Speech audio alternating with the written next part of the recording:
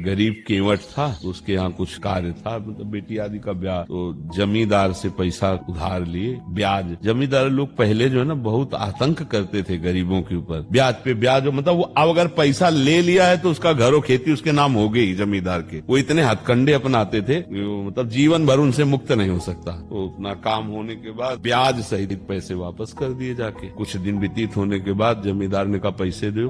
मालिक हम आप ही तो लिए थे, हम तो दे गए थे आपको पैसे। तो झूठ बोलता है, अब तो जमींदार झूठ बोलता है। कहा मुकदमा लगा दिया, रिपोर्ट कर दी मुकदमा। तो जो न्यायाधीश ने पूछा कि तुमने पैसे दे दिए थे? कहा साहब। जमींदार ने तुरंत कहा बिल्कुल झूठा बोल रहा है, बिल्कुल नहीं दिया। तो अब वहाँ प्रमाण चाहिए। कौन देख रहा था? भगवान को मानता तो था ही। उसने कहा रघुनाथ जी हमारे देख रहे थे कि हमने आपको पैसे दिए। तो जज ने कहा अगली तारीख हम निश्चित करते हैं, अपने रघुनाथ को लाना बुला। अब वो थोड़ी समझ रहे किसी रघुनाथ का नाम होगा, किसी जनरल आदमी। बोले हाँ साहब वही देख रहे थे, वही आग गवाही दे। पक्का उसको विश्वास था कि भगवान आएंगे। दूसरे दिन तारीख में पहुंचा, कहा है तुम्हारा गवाही? और जमींदार जानता था कि कोई तो था नहीं वहाँ, ये केवल अपनी बात को पुष्ट करने के लिए ऐसे ही कह रहा है। उसको क्या पता था कि भगवान सर्वव्यापी उसकी बात सुन। उसको दृढ़ निश्चय था कि मुझ गरीब को इस बात को भगवान ने देखा और वही, और निश्चित भगवान आएंगे। तो कहा है तुम्हारा? तो बोले बुलाओ। जैसे रघुनाथ हाजिर हो। ले लठिया, हाँ सरकार। पहला दर्शन निषाद भी कर रहा है भगवान। जमींदार तुमको हमने कब देखा? कौन है तू? कहाँ से? भगवान ही थे ना। बोले अमुक अलमारी में रजिस्टर नंबर अमुक में अमुक अमुक नंबर के नोट अब भी रखे हैं, हमने देखा है। उसी समय आदमी भेजे गए और रजिस्टर से नोट। अब तो गवाही पक्की। बस वो निकला और भगवान का